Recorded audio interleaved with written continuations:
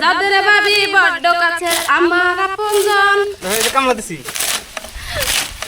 ঢুকতেছে এই রুমের মধ্যে চাল টাল আইনা থুয়ে দেয় আর এখান থেকে চাউল বিতরণ করে এই হাতে একবারে মানে একটু কিছু হয়ে গেলে কতটুকু রিস্ক থাকে গাড়ি নিয়ে। এরা দুইটা বোন না এসে এবার দুইটা বোনের মানসিকতা দেখে সত্যি অনেকটাই ভালো লাগছে।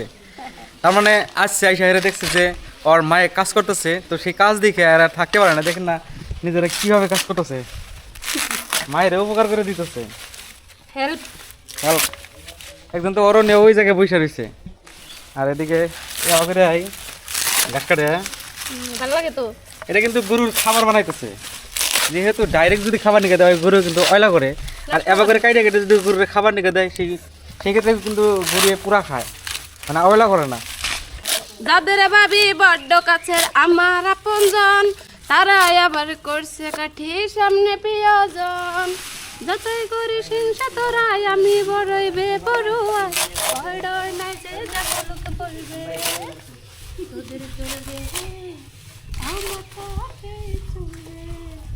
তো কেমনে কেমনে ঘাস কাটতে হয় আমি জানি না, কিন্তু দেখে একটু ট্রাই করতে চাইলাম। বিসমিল্লাহির রহমানির রহিম। ও বাবা অত বড় না গো। চলো বাবা এই ঠিক আছে গা। ভাই নন না তো নূর ভাই আমি ধরি, আমি খালি ই করবেন যাইতে দিবেন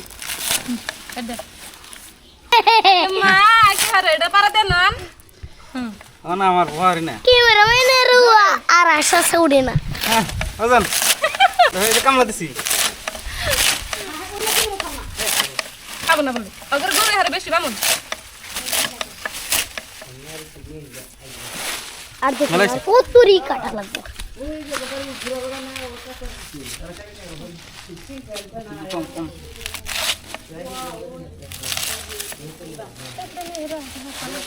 আমি অলরেডি রেডি হয়ে গেছি গাও গোসল ধুয়ে, আর জামুকা বাড়িতে যাহের আবার দোকান খুলবো, তো অগরে থুয়ে যাবো। ওরা যাবো ভোটের দিন, ভোট দিয়ে হেরে যাবো। তো এখন অল্প গাখির আছে, গাখির খানি খাইয়া জামগা। ঘুম পারলাম কিন্তু এত সময় ঘুম টুম পাইরে গা গোসল দিয়ে আবার এই যে রেডি হয়ে গেলাম যাবার জন্য। আব্বা আব্বা 50 টাকা দেন না 30 টাকা দেন। খালি টেহারা আবদার করতেছে, আর খালি টেহা লাগে। 50 টাকা দেন নয় 30 টাকা দেন। আর বেলাও হয়ে গেছে গা, 3:30 পরে বাইজে এসছে। খাই দেখে রে বাইক রাখা আছে, আমরা বাইকটা নিয়ে যাম। শ্বশুর বাড়িতে আইছি একদিন হয়েছে, আবার এইভাবে যাইতেছি দোকান টোকান কইরে আবার কি জানি রাত্রে আসতে পারি। তো সেই উপলক্ষে এইভাবে বাড়তে থেকে বাড়ি আসলাম। আর যাওয়ার পথে কন্ট্রোলে থেকে কিছু চাল নিয়ে যাবো, কারণ ওখান দিয়ে যাবো। তো বন্ধুরা আইতে আইতে এসে বললাম সরপাড়া, যে আমি ওখানে বাইকের ঘুরে আসছি। আর এটা হলো সরপাড়া পার্ট, মানে সেক্রেটারি পার্ট 1-এর মধ্যে পড়ে এই গ্রামটা, সম্পূর্ণ গ্রাম। আর এখানে দেখেন যে স্কুলটা যেটা দেখতে পাচ্ছেন, এই স্কুলটার মধ্যে আমরা ভোট দিব। রাস্তা যেটা খারাপ ভাই দেখতে পারতেছেন, এই যে এইরকম একটা রাস্তা খুব খারাপ করে ফেলেছে। জানি না আমরা কি করতে পারবো এগুলা। দেখতে পারতেছেন এখানে একটা কবর আছে ভাই। আমি খালি কোনো মতে আসলাম জায়গা এগুলা কিবা মনে করেন মাটি কাইটে কেউ নিয়ে গেছে এখান থেকে, কোনো মতে খালি এখান থেকে আসলাম। আবার রাস্তাঘাটও কোনো ভিজা পড়ে রয়েছে, মানে যদি একটু বৃষ্টি আহে এখান থেকে মানুষ যাতায়াত করতে পারবো না। আমি যেটা যাবো কন্ট্রোলে সেটা একটু দূরে আছে আমরা। তো ভাই 4:50 বাজে, আর এই সময় এসে এরা নানা বাড়ি পেয়ে গেলাম গা। এইভাবে বাড়িতে ঢুকতেছি, দেখে নাম ঢুকতে কীরকম গাছের মধ্যে মজা। এটাই নানা বাড়ি। ভালো আছেন নানি? তো চলুন, যে নানির সাথে কথা বললাম এই নানি হলো নানার নানি।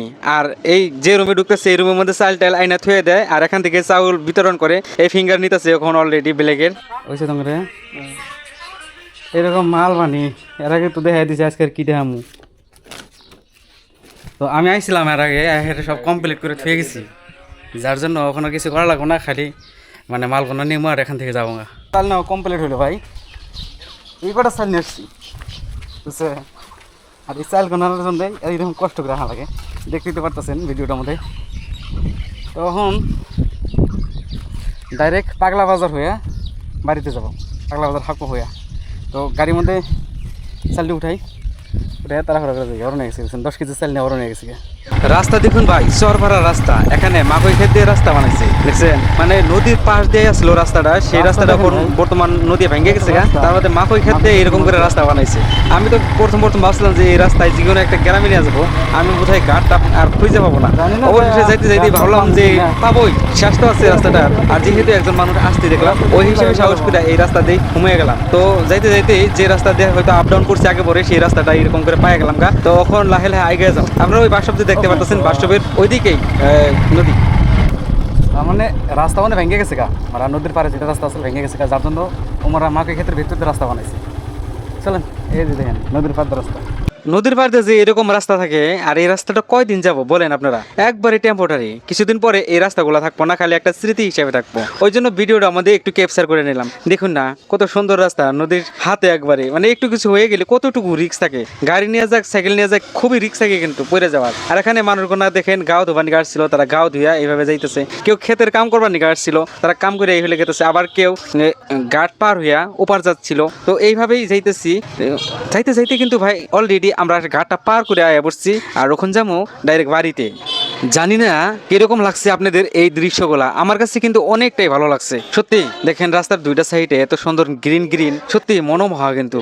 আর এই রাস্তাটা সত্যি ভালো লাগে। আমি আগে পরে যখন এখান দেখেছি, আমি কিন্তু কোনো ধরনের ভিডিও করতে পারি নাই, কিন্তু আজ এই ভিডিও কোনা সব করার একটাই মানে, দেখেন না এই সুন্দর সুন্দর দৃশ্যগুলা উঠে তোলা। তো আপনাদের কেমন লাগলো অবশ্যই কমেন্ট করে জানাবেন। আর একটু পরেই আমার বাড়ি কিন্তু মিলে যাবো ভাই, বুঝছেন, তাড়াহুড়া করে আইসা বললাম জাহের আবার আমার দোকানটা খুলতে হবে। আপনারা যদি কেউ এই রাস্তা দিয়ে আসা যাওয়া করে থাকেন, অবশ্যই রাস্তাটা চিনা থাকলে জানাবেন কমেন্ট করে, আর ভিডিওটা পারলে একটু শেয়ার করে দিবেন। ভাই ডাইরেক্ট বাড়িতে এসে পড়ছি, আসতে আসতে দেখেন চোখের মধ্যে একটা পোকা গেল। আমার চোখের মধ্যে পোকা যাই, বাইক চালাইলে পোকা যায় চোখের মধ্যে, জানি না কেন যায়। আর বাইক করা হয়নি, এখন দেখে আয়নার সন্ধানে যাই, আয়নাতে বাই করতে হবে। চোখের মধ্যে তামাম বড় একটা পোকা গেছিলো, জাস্ট বাই করলাম, কিন্তু বর্তমান খুবই খারাপ থাকতেছে, ভাবতেছে যে একটু পানি মেরে দিই। মানে যে সঙ্গে আমি কন্ট্রোলে যাই তখনই বাড়িতে আসতে হলা পোকা যাবো, এটা মানে বাধ্যতামূলক। আর আজকেও যে কন্ট্রোলে গেছিলাম, বাড়িতে আসলাম, এইভাবে পোকা চোখের মধ্যে নিয়ে আসছি, মানে বাই করলাম জাস্ট, কিন্তু কাজ হলো না, অনেকটা পানি মারতে হবে, মনে করে যে ভেতরে কিবা কিছু আছে। তো ভিডিওটা এই পর্যন্তই শেষ করছি। সবাই ভালো থাকবেন, সুস্থ থাকবেন, যার যার কেয়ার রাখবেন।